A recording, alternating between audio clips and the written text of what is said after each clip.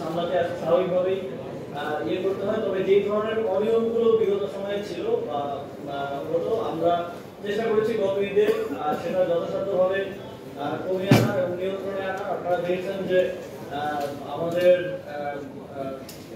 বিদ্যুৎ উপদেষ্টা মহোদয় আছেন, তারপরে আমি নিজেও গিয়েছিলাম। এছাড়া আমাদের স্বরাষ্ট্র উপদেষ্টা তিনি বাসে বাসে গিয়ে দেখেছেন যে আরো বেশি নেওয়া হচ্ছে কিনা। এবং এর বাইরেও যে সংস্থাগুলো আছে তারাও মোবাইল কোর্ট পরিচালনা করেছেন, যাতে করে এই ঈদের সময়টা আমাদের নাগরিকদের জন্য, নাগরিকদের যাতায়াতের জন্য একটা ব্যাড এক্সপিরিয়েন্স না হয়, একটা ভালো এক্সপিরিয়েন্স যাতে আমরা দিতে পারি। ঈদ তো আসলে আনন্দের, সুতরাং যাতায়াতও যেন আনন্দের সাথে হয় এবং কোনো খারাপ এক্সপিরিয়েন্স নিয়ে এই ঈদের ছুটিটা আমাদের জনসাধারণ থেকে কাটতে না হয় সেটা নিশ্চিত করার জন্য চেষ্টা করেছি। তবে গত ঈদের থেকে আমাদের কিছু জিনিস উপলব্ধি আমাদের আমাদের ল্যাকিংস ছিল, তারপর সেগুলো এবার আমরা ওইখান থেকে নিতে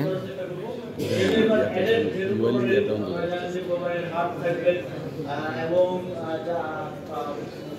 পশু যাতায়াত পরিবহন, তারপর দেখা যায় যে যারা কোরবানির হাটে পশু বিক্রি করেন তাদের টাকা পয়সা ছিনতাই হওয়ার মতো ঘটনাগুলো ঘটে থাকে সাধারণত।